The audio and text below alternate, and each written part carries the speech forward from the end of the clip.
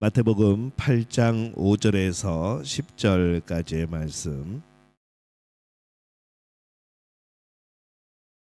우리 한 목소리로 함께 봉독합니다. 예수께서 가버나움에 들어가시니 한 백부장이 나와 간구하여 이르되, 주여, 내 하인이 중풍병으로 집에 누워 몹시 괴로워하나이다. 이르시되, 내가 가서 고쳐주리라. 백부장이 대답하여 이르되, 주여, 내 집에 들어오심을 나는 감당하지 못하겠사오니 다만 말씀으로만 하옵소서. 그러면 내 하인이 낫게 싸움나이다. 나도 남의 수하에 있는 사람이요, 내 아래에도 군사가 있으니 이더러 가라 하면 가고 저더러 오라 하면 오고 내 종더러 이것을 하라 하면 하나이다. 예수께서 들으시고 놀랍게 여겨 따르는 자들에게 이르시되, 내가 진실로 너희에게 이르노니 이스라엘 중 아무에게서도 이만한 믿음을 보지 못하였노라. 아멘. 할렐루야. 하나님의 은혜가 여러분과 함께 하시기를 축원합니다. 오늘 가버나움, 우리가 신약 성경에 예수님의 활동하셨던 여러 가지 그런 장소 중에서 오늘 이 가버나움에서 선포되어지는 말씀을 함께 나눠보려고 합니다. 오늘 말씀의 제목은 이만한 믿음 라는 제목으로 말씀을 드립니다. 한번 따라해볼까요? 이만한 믿음. 굉장히 작은 것 같죠? 그래서 우리 모션까지 하면서 이만한 믿음, 그렇게 한번 읽어보. 시작. 이만한 믿음. 이만한 믿음을 보지 못하였다라는 제목으로 함께 말씀을 나눕니다. 이 가버나움이란 곳은요, 예수님의 동네라는 그런 별명이 붙어 있습니다.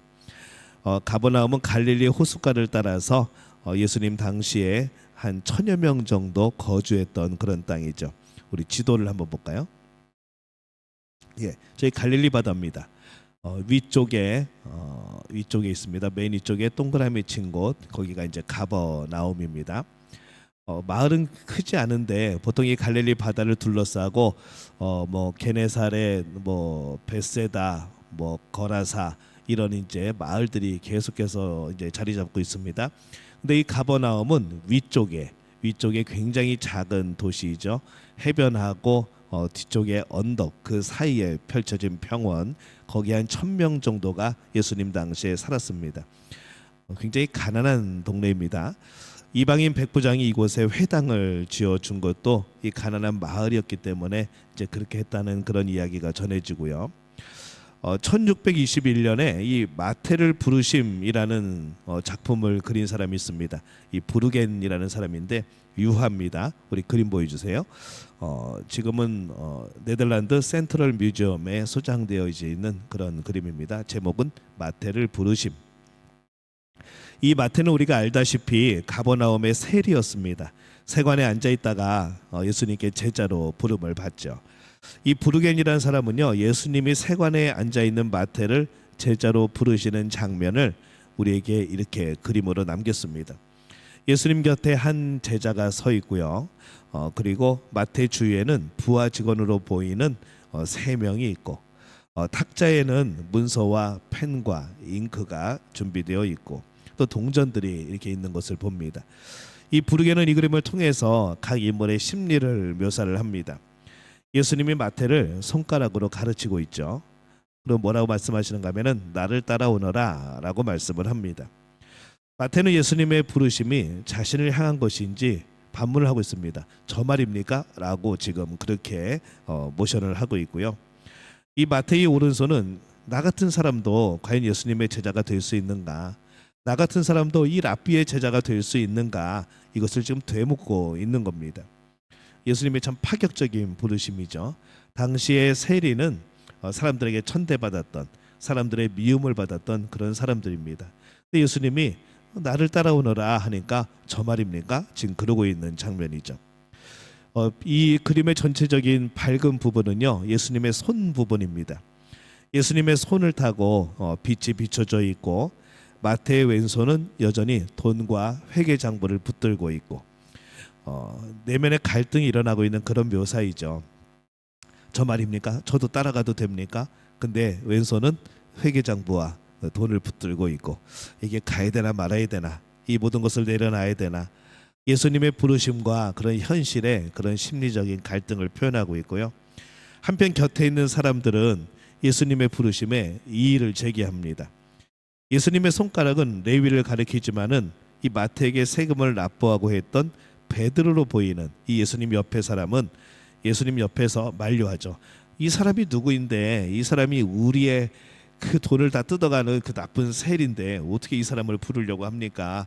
라고 예수님을 말리는 그런 모습이고요.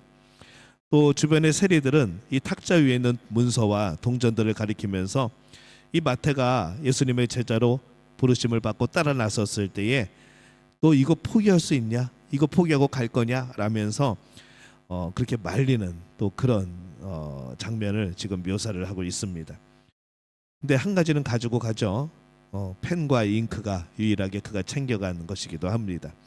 이제 그런 모습을 나타내는 표현한 그런 그림입니다. 이 가버나움은요, 베드로, 안드레, 요한, 야고보, 마태 이 5제자와 관련이 있는 곳입니다. 그곳에서 많은 치유의 역사가 나타나기도 했고요. 예수님은 또 베드로의 집에 열병에 걸린 그의 장모를 고쳐주시기도 했고, 친구들이 지붕을 뚫고 이 내린 중풍병자를 치유하셨던 곳도 가버나움입니다. 또한 예수님은 이 가버나움 회당에서 말씀을 가르치시고 또 설교를 합니다. 이 사람들은 그 가르치시는 교훈에 놀라고 말씀의 권세에 놀라죠. 그 권세와 능력 때문에 귀신이 쫓겨가고 예수님의 소문은 각처로 퍼져나갑니다. 이 오병이어는 다른 곳에서 행하셨는데 이 생명의 떡에 대한 말씀은 가버나움에 있는 회당에서 예수님이 선포를 합니다. 요한복음 6장 35절에 보면은 이렇게 기록을 합니다. 함께 읽습니다. 예수께서 이르시되 나는 생명의 떡이니 내게 오는 자는 결코 줄이지 아니할 터이요 나를 믿는 자는 영원히 목마르지 아니하리라. 제자들 사이에서 누가 크냐는 또 논쟁이 있을 때에 첫째가 되고자 하면 무사람의 끝이 되고 무사람을 섬기는 자가 되어야 하리라. 누구든지 내 이름으로 이 어린아이 하나를 영접하면 나를 영접함이요 누구든지 나를 영접하면 나를 영접함이 아니요 나를 보내신 이를 영접함이니라. 이것을 가르친 것도 가버나움입니다.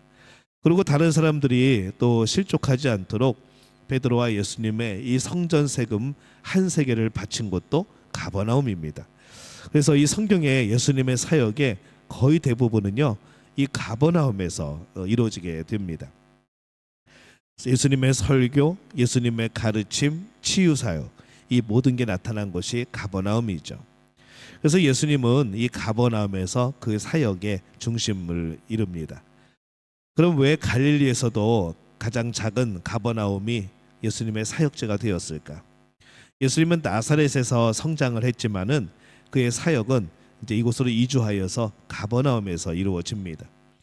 지금의 가버나움의 회당터가 이제 유적으로 남아 있습니다. 그 회당의 모습인데 이제 터만 남아 있죠. 대충 기둥하고. 그래서 이 가버나움의 유적 가운데 가장 유명한 것은 이 석회암으로 만든 회당 구조물, 이게 제일 유명합니다. 초기 회당은 로마의 백부장이 지었을 가능성이 많고요. 이 회당은 어떤 뜻인가 하면은 함께 모여 있는 장소, 이 회당입니다. 그래서 유대 왕국이 멸망 후에 이 바벨론 포로기에 세워진 것이 회당이라는 곳입니다. 회당은 세계 도처의 유대인 사회에서 구심점 역할을 했죠. 그래서 유대인들이 가는 곳에는 회당이 세워집니다. 유대인들은 거기에 모여서 예배도 드리고 회의도 하고 성경도 보고 이제 그렇게 되었던 거죠. 안식일의 예배 처소로 사용되고 교육, 집회, 재판 그런 장소들로 활용이 된 곳이 바로 회당입니다. 그래서 이게 어떤 이제 좋은 점이 있는가? 바울이 나중에 전도로 갔을 때에 각 마을의 유대인들이 세워놓은 회당에 가서 복음을 전합니다. 이게 다 이제 회당에 그런 장소가 있어서 바울이 조금 쉽게 복음을 전하게 된 것이죠. 예수님이 이 가버나움에 계실 때에 어느 백부장의 사랑하는 종이 병들어 죽게 됐습니다. 근데 이 말 자체가 벌써 모순입니다. 당시에 백부장이 사랑하는 종이 병들어 죽게 되었다. 백부장이 종을 사랑한다. 사실 이게 말이 안 되는 것이거든요. 근데 하여튼 성경의 기록에 어느 백부장의 사랑하는 종이 병들어 죽게 되었을 때 백방으로 손을 써보았지만은 그 병을 고칠 수가 없었던 모양입니다. 그때 백부장이 예수님에 대한 소문을 듣습니다. 그래서 이 백부장은요, 유대인 장로들을 통해서 종의 병을 고쳐달라고 예수님을 이렇게 찾아가도록 합니다. 예수님의 요청에 의해서 예수님이 그의 집에 다가갔을 때 백부장은 또 그의 친구들을 보냅니다. 그래서 예수님이 우리 집에 들어오는 것을 말리죠. 그리고 말씀만 하셔도, 말씀으로 명령만 하셔도 내 종이 낫겠습니다 하면서 그 신앙을 고백합니다. 예수님이 그것을 놀랍게 여기죠. 그래서 그의 믿음을 칭찬하시고 종의 병을 낫게 해주십니다. 이 치유의 이적에서요, 우리가 눈여겨볼 것은요, 예수님이 유대인이 아니라 한 이방인에 의해서 감동을 받으신 겁니다. 은혜롭고 인자한 예수님이 감동까지 받으셨다. 예수님의 감동을 받으셨으니 그 은혜가 얼마나 크게 이루어졌겠습니까? 우리도요, 신앙생활 하면서요, 예수님을 한번 감동시켰으면 좋겠습니다. 이 감동은 참 귀한 겁니다. 하나님은 우리에게 감동받기를 원하시죠. 근데 우리가 어떻게 하나님을 감동시킬 것인가, 이게 참 어렵게 느껴집니다. 근데 여러분, 부모님들이니까 잘 아시죠. 우리 자녀들이 어떨 때 부모들이 감동받습니까? 뭐 굉장한 거 집안채를 해드려야, 아니면 한 1억 루피아 10억 루피아 되는 차를 하나 선물해 줘야 그때서야 감동이 되십니까? 그거 아니죠. 굉장히 작은 것, 어린아이면 어린아이가 할 수 있는 그거보다 좀 더 성숙한 모습으로 부모에게 뭔가를 해줬을 때, 또 어느 날 갑자기 조그마한 녀석이 나는 오늘부터 엄마 말씀 잘 들을 거야 하면서 꼭 안아줬을 때 그런 느낌들, 우리는 작은 것에 감동을 받습니다. 그래서 하나님을 감동케 하는 것도 사실 어려운 일은 아니라는 것이죠. 우리가 마음이 없는 것뿐입니다. 그래서 우리는 이 하나님을 감동시키고 예수님을 감동시키는 그런 신앙생활이 필요한 것이죠. 근데 감동시키려면은 뭔가 한 가지 필요합니다. 내가 뭔가를 내려놓아야 되는 것이죠. 내 고집을 내려놓고 예수님이 원하는 삶을 살겠다고 고백하고 또 그대로 살아가면 이 하나님이 감동하시고 예수님이 감동하시는 겁니다. 그래서 올해는 우리 옆 사람에게 이렇게 얘기합시다. 올해는 예수님을 감동시킵시다. 새벽기도 안 나오시던 분들이 새벽기도를 시작하고, 수요일에 안 나오시는 분들이 수요일날 나오고, 금요기도에 안 나오시는 분들이 금요기도에 기도하겠다고 나오고, 저도 감동이지만은 예수님이 그것을 보실 때, 하나님이 그것을 보실 때 얼마나 감동이실까라는 생각을 해보는 것이죠. 올해는 내가 봉사하겠다고, 올해는 내가 전도하겠다고, 올해는 내가 말씀대로 살아보겠다고, 내가 성경 말씀 통하여서 하나님의 뜻을 내가 알기를 원한다고 그렇게 결단하면서 우리가 하는 모든 일들이 하나님을 감동시키는 일들이죠. 이 성경에서 예수님이 감동하신 것은 백부장의 믿음 때문이다라고 기록이 되어 있습니다. 이 성경에는요, 큰 믿음도 나오고 작은 믿음도 나오지만 놀라운 믿음도 나옵니다. 이 백부장의 믿음이 놀라운 믿음이었다는 것이죠. 이방인 백부장의 믿음은 예수님을 감동시킵니다. 누가복음 7장 9절에 보면은 이렇게 기록을 합니다. 누가복음 7장 9절, 좀 전에 보여줬었잖아요. 이거 아닌데? 없어요? 제가 읽습니다. 그를 놀랍게 여겨 돌이키사 따르는 무리에게 이르시되 내가 너희에게 이르노니 이스라엘 중에서도 이만한 믿음은 만나보지 못하였노라. 이렇게 기록을 합니다. 놀랍게 여겨, 이 단어는요, 헬라어의 다우마라는 단어를 씁니다. 어떤 뜻인가 하면은 경탄하다, 감탄하다, 탐복하다, 깜짝 놀라다, 그런 뜻이죠. 그러니까 결국 예수님이 그 백부장의 믿음에 깜짝 놀란 겁니다. 그리고 예수님의 치유의 손길이 유대인이 아니라 이방인에게 임합니다. 그러면 예수님을 감동시킨 것은 과연 무엇이었을까? 이 백부장은요, 당시에 유대를 지배하고 있던 로마의 군대 장교입니다. 군인 100명을 이끌어가는 장군을 이제 백부장이라고 부릅니다. 그래서 이 백부장은 로마 군대의 가장 기본을 이루는 그런 체제의 하나의 부류인 것이죠. 근데 이 백부장들이요, 칭찬을 많이 받습니다. 그들은 성실하고 또 진실하고 죽음의 측면에서도 부하들을 독려하고 이제 그런 사람들이 백부장으로 선발이 됩니다. 어떤 상황에서도 침착하고 받은 바 명령에 목숨을 다해 수행하는 그런 성품과 또 그런 자질을 가져야 이 백부장이 되었던 거죠. 그래서인지 이 성경에 등장하는 백부장은요, 대부분 좋은 사람으로 그려집니다. 오늘 말씀에 나오는 가버나움의 백부장도 그렇고 골고다 언덕에서 예수님의 죽음을 목격하면서 이는 진실로 하나님의 아들이었도다 고백한 그 사람도 백부장이었습니다. 사도행전 10장에 보면은 이 가이사랴의 고넬료의 백부장이 나오는데 그의 선행, 그의 구제, 이게 벌써 하나님이 기억하신 사람이었다는 거죠. 바울을 압송했던 율료라는 백부장도 좋은 성품의 사람으로 그려지고 있습니다. 이 지배자이고 권력과 명성을 지닌 자가 피지배 민족의 누군가를 찾아가 부탁한다는 거, 이게 쉽지 않은 것이죠.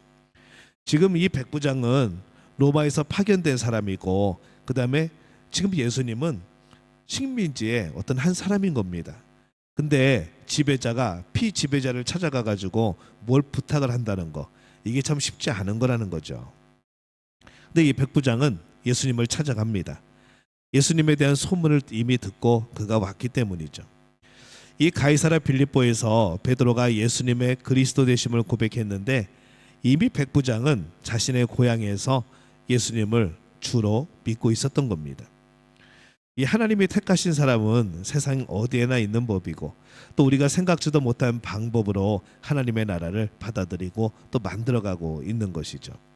오늘 우리는 인도네시아에서 자카르타에서 하나님의 나라를 만들어가고 있지만은 지금 이 순간에도 저기 다른 나라 오지의 어떤 부분에서도 하나님이 쓰시는 사람들이 하나님의 나라를 이루고 있는 겁니다. 말씀해 보면은 어떤 백부장의 사랑하는 종이 병들어 죽게 되었더니 그렇게 기록을 합니다. 이 백부장은 그 종의 문제를 예수님이 능히 해결해 주실 것으로 믿고 이 로마 백부장의 신분이었지만은 예수님을 자기의 상관 이상으로 그렇게 존중을 합니다. 그리고 말하죠. 예수님, 말만 하셔도 모든 것이 이루어질 겁니다. 그냥 명령만 하십시오. 이렇게 확신을 하는 겁니다. 당시 종은 어떤 존재였는가? 그냥 재산입니다. 그냥 짐승과도 같은 존재이죠. 사랑하는 아들이라는 말은 있어도 사랑하는 종이란 말은 존재하지 않는 그 시대가 이 시대입니다. 주종관계가 분명한 당시의 사회상 속에서 하인을 물건이나 재산처럼 다루던 상황을 생각해 보면은 그 성품이 너무나도 훌륭한 것이죠. 당시의 종들이 병들면 어떻게 했는가? 어떻게 고쳐보다가 안 되면은 그냥 버리는 겁니다. 그런 시대입니다. 근데 그 종을 위하여서, 병든 종을 위하여서 예수님을 찾아갈 정도의 성품이라면 굉장히 훌륭한 거죠. 사실 치유의 이적은요, 이런 마음을 가진 사람들을 통해서 나타나는 겁니다. 예수님이 환자들을 고치실 때에도 불쌍히 여기는 마음으로 역사합니다. 그리고 환자를 불쌍히 여기시는 사람의 마음을 통해서 또 예수님이 역사를 하시죠. 그래서 대체로 이 치유의 사역은요, 국률의 사역이고 사랑의 사역입니다. 그래서 우리가 고린도전서 보면은 우리가 사랑장 우리가 기억을 하지만은 그 앞에 뭐가 있습니까? 은사장이 있죠. 이런 은사가 있고 이런 은사가 있고 여러 가지 은사가 있고 이런 많은 은사들이 있고, 근데 13장에 가면은 사랑을 말하면서 이런 아무리 능력이 있어도 이런 은사가 있어도 사랑이 없으면 아무것도 아니다 라고 말씀을 하는 겁니다. 그래서 여러분, 치유의 능력은요, 사랑하는 겁니다. 사랑하면 마음으로 기도하면 치유의 능력이 나타나는 겁니다. 사랑하는 마음, 국률하는 여기는 마음인 것이죠.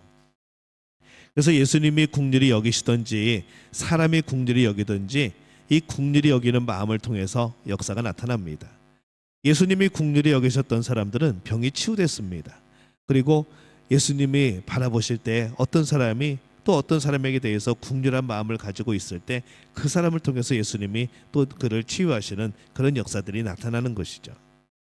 여러분들, 그래서 우리 가족들이 아플 때, 우리 구역 식구들이 아플 때 여러분 국률한 마음으로, 사랑하는 마음으로 기도하시길 바랍니다. 손 잡고 함께 어깨에 손 얹고 그리고 등 두들겨주고 그러면서 함께 기도할 때에 그 가운데 하나님의 역사가 그 국률이 여기는 또한 사랑의 마음을 통하여서 여러분 구역에 나타나게 되어질 줄로 믿습니다. 누가 고치시는 겁니까? 하나님이 고치시는 겁니다. 여러분이 와 내가 능력이 있었어 막 이러는 게 아니고 어머 나한테 치유의 은사가 있어서 이게 아니고 하나님이 우리를 통해서 역사하시는 것이죠. 그 국률의 마음도 사랑의 마음도 하나님이 사실은 주셔야 되는 겁니다.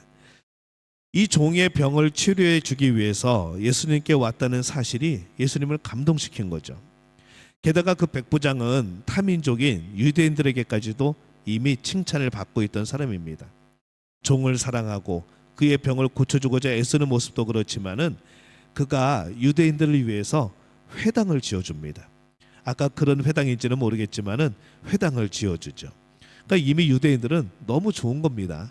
돈 없어가지고 못 짓고 있었는데 백부장이 갑자기 그것도 지배자가 와가지고 유대인들을 위해서 식민지 사람들을 위해서 회당을 지어주는 거. 그러니까 유대인들도 사실 그 백부장에게 이미 감동을 받고 있었던 것이죠. 그래서 처음에 예수님을 모셔오려고 하였을 때에 그래서 장로들이 가는 겁니다. 유대 장로들이 이 백부장의 하인이 병에 들었고 백부장이 그것을 안타까워하게 될 때에 유대 장로들이 예수님께 한번 가봅시다. 예수님을 한번 모셔와 봅시다. 그러면 병이 나을 수 있습니다. 하면서 그 유대 장로들이 움직였다는 것이죠. 유대인과 유대 장로들 모두에게 인정과 칭찬을 받는 백부장이었습니다. 예수님이 백부장을 만나러 가시는 도중에 이 백부장은 다시 친구들을 또 보냅니다. 왜냐하면은 예상치 못했거든요. 정말 예수님이 오실지 몰랐습니다. 그래서 우리 6절가 있나요? 예, 함께 읽습니다. 예수께서 함께 가실새 이에 그 집이 멀지 아니하여 백부장이 벗들을 보내어 이르되 주여 수고하지 마옵소서 내 집에 들어오심을 나는 감당하지 못하겠나이다. 이렇게 말립니다. 저는 자격이 없는 사람입니다. 저는 내세울 곳이 없는 사람입니다. 이 자신의 부족함을 고백하는 거죠. 그는 자신이 예수님께 나아갈 자격도 무엇을 부탁할 처지도 아니라고 말합니다. 그래서 예수님이 오시는 것을 감당치 못하겠다. 그가 고백을 하죠. 이런 태도는 바리새인들과는 전혀 다른 그런 태도입니다. 바리새인들은 스스로 하나님께 합당하다고 여기고 남을 비난했습니다. 자기 의의를 내세우는 교만이 있었죠. 결국 누가 은혜를 입는가? 은혜를 입는 사람들은 겸손한 자들입니다. 예수님을 감동시킨 것은 이것만이 아닙니다. 백부장의 성품, 타민족을 위한 선행, 자기를 낮추는 겸손, 남들의 칭찬도 귀한 것이지만은 궁극적으로 예수님을 감동시킨 것은 무엇인가? 예수님을 자기 인생의 최고의 권위자로 받아들인 겁니다. 한번 따라해 볼까요? 예수님을 자기 인생의 최고의 권위자로 받아들였다. 여러분 인생의 최고의 권위자가 누구입니까? 정말입니까? 예수님이 명령하시면 그대로 토달지 않고 할 자신이 있습니까? 목소리가 많이 50%는 줄어든 것 같은데 최고의 권위자라고 하는 것은요 이것저것 생각하지 않는 겁니다. 명령 떨어지면 그냥 하는 겁니다. 왜냐하면 내가 가장 존경하고 내가 가장 순종하고 싶고 내가 가장 사랑하는 분이기 때문에 그게 예수님을 내 인생의 최고의 권위자로 받아들인다는 그런 의미인 것이죠. 근데 백부장이 그랬다는 것이죠. 예수님이 그에게로 갑니다. 근데 예수님을 초대할 때는 언제고 이제는 들어오지 말라고 그럽니다. 아무래도 이 백부장이 그런 고민을 했던 것 같습니다. 예수님이 자신의 집에 직접 들어오시는 문제는 이게 참 심각한 문제라는 것이죠. 백부장은 괜찮습니다. 그 종들도 괜찮습니다. 그런데 그 당시에 예수님을 미워했던 사람들, 그 사람들이 백부장이 알고 있었던 것이죠. 예수님이 거리에서 이방인과 만나는 모습, 또 이방인의 집에 들어오시는 모습, 이것이 예수님에게 해가 되지 않을까. 그가 그것까지 배려를 하는 겁니다. 그래서 친구들을 보내서 집안에 안 들어오셔도 된다고. 근데 생각해 보니까 종이 치유는 받아야 되지 않습니까? 그러니까 이렇게 말합니다.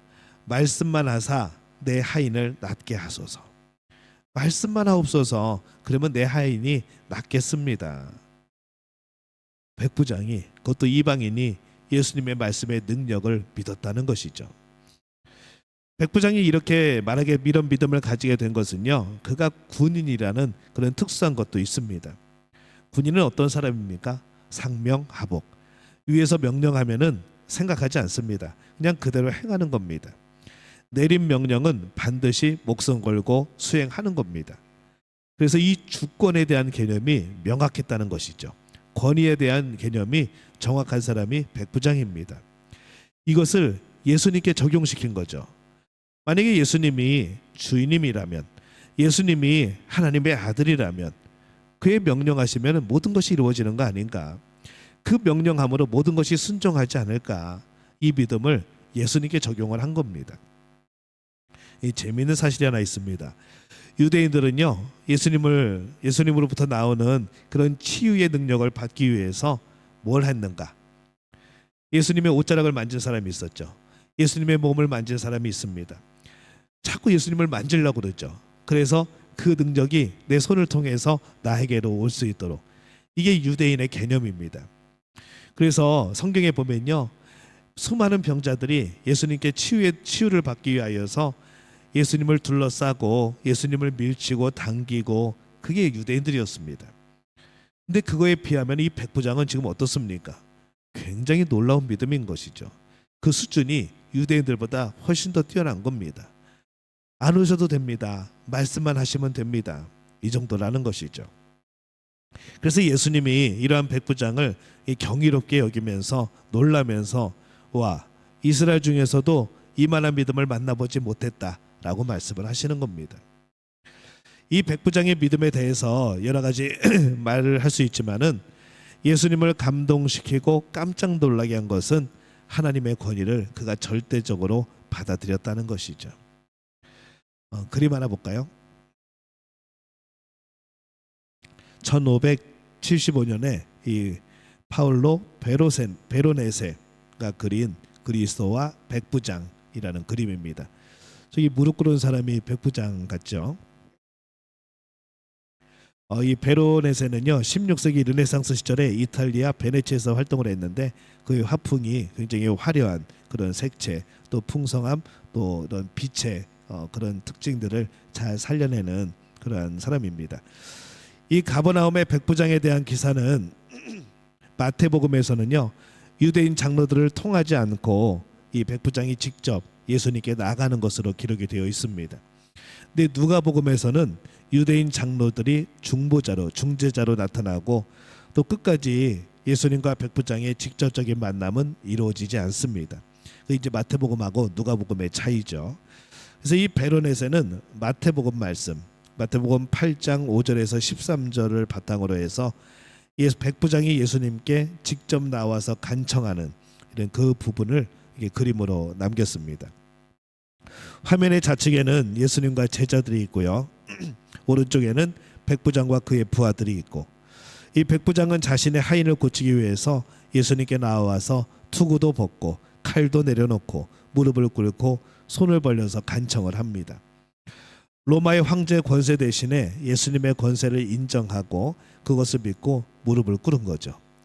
이거를 주변의 사람들이 보면 어떻게 될까요? 난리 나는 거죠. 로마에서 파견된 사람이 지배자가 피지배자한테 무릎 꿇은 겁니다. 부하인 로마 병사들조차도 깜짝 놀라서 이 백부장을 붙듭니다. 아이고, 왜 이러시냐고 이렇게 세우려고 그러죠. 그러다 보니까 그들 역시 예수님을 향하여 구부린 모양이 되어집니다. 예수님의 제자들은 그가 이방인이라는 이유 때문인지 등을 돌리고 경계의 눈초리를 보내고 있죠. 여참은 도망가려고 하는 거죠. 하지만 예수님은 그를 굽어보시면서 한 손을 내밀어서 백부장의 겸손, 또 그의 사랑, 그의 단순한 믿음을 칭찬하십니다. 그런 장면을 묘사한 게 그리스도와 백부장이라는 이 그림의 그런 표현입니다. 이 화면이 크면 참 좋을 것 같은데, 화면 큰 거에다가 불 딱 끄고 보면은 기가 막힐 것 같습니다. 예수님은 백부장에게 요청대로 정말 말씀만 하시죠. 그러자 말씀대로 됩니다. 누가복음에서는 감동하시고 칭찬만 하시는데, 집에 가보니까 이미 종이 나아 있었습니다. 예수님이 손 하나 대지 않으셨고 집에 들어가지도 않으셨고 병자도 못 본 상태에서 이미 역사가 일어난 것이죠. 지체 없이 병이 그 하인에게서 떠나갑니다. 즉각적이고 완전한 치유이죠. 백부장의 큰 믿음, 또 감동시키는 믿음이 응답을 받은 겁니다. 예수님을 감동시킨 백부장의 믿음은 자신이 받은 감동으로 다른 사람을 감동시키고 결국 예수님까지 감동시키는 그런 삼중의 감동이었던 것이죠. 자신이 감동하고 남을 감동하고 하나님을 감동시키는 사람, 이 사람은요 반드시 응답받습니다. 여러분 스스로 감동의 사람이 되어야 됩니다. 남을 감동시키는 사람이 되어야 되죠. 하나님을 감동시키는 사람이 되어야 합니다. 여러분 평생에 한 번만이라도 하나님을 감동시켜 보시기를 바랍니다. 무엇으로 감동을 시킬까? 여러분의 믿음으로 감동시키는 겁니다. 하나님을 감동시키면요 여러분 생애를 하나님이 전적으로 책임지실 줄로 믿습니다. 모든 인생의 문제를 치유하는 열쇠는 절대자이신 하나님께 권위를 두는 겁니다. 하나님은 모든 만물을 만드시고 운행하시는 분입니다. 모든 만물을 구원하십니다. 창조자 하나님만큼 창조물들을 잘 다루시는 분은 없습니다. 그래서 하나님 말씀에 우선적인 권위를 두는 것이죠. 기적은 왜 안 일어나는가? 하나님 말씀에 권위를 두지 않는 겁니다. 내 삶에 왜 기적은 일어나지 않는가? 하나님 말씀이 내 삶의 권위가 아닌 겁니다. 말씀은 죽은 말씀이 아닙니다. 말씀은 그냥 글자가 아니라는 것이죠. 오늘도 살아계신 하나님의 능력인 줄로 믿습니다. 하나님의 나라는 다른 것이 아니라 하나님의 권위가 통하는 것입니다. 하나님이 하고자 하는 모든 일들이 이루어지는 곳이죠. 하나님의 통치, 하나님의 권위가 최고로 통하는 곳에서 하나님의 역사는 일어나는 겁니다. 그렇다고 한다면은 나의 삶이, 나의 가정이, 내 교회가, 나의 일터가 하나님의 통치가 이루어지고 있는가? 하나님의 권위가 최고로 인정되는 곳인가? 그렇다고 한다면은 놀라운 역사가 일어나게 되는 것이죠. 여러분들은 정말 하나님의 사람이고 하나님의 종입니까? 하나님이 가라고 하시면 가고 하나님이 오라 하시면 오고 하나님이 이것을 하라고 하시면 하고 저것을 하라고 하시면 여러분들은 하고 있습니까? 예수님이 나의 주님이라고 하나님이 나의 전부라고 고백하지만은 정말 그 권위를 인정하고 살아가십니까? 정말 여러분의 고백이 되어지시기를 바랍니다. 하나님을 최고의 권위로 두는 사람, 하나님의 말씀이라면, 하나님의 명령이라면 그 어떤 일이든 할 수 있는 사람, 그 사람이 하나님을 감동시키는 사람이라는 것이죠. 그것이 큰 것이 아닐 수도 있습니다. 작은 결단일 수도 있고 작은 고백일 수도 있습니다. 오늘 우리 믿음의 가족들이 하나님을 감동시키는 사람, 그래서 하나님이 평생을 책임질 수 있는 사람, 그 사람이 바로 우리 믿음의 가족들이 되어지시기를 예수님의 이름으로 축원합니다.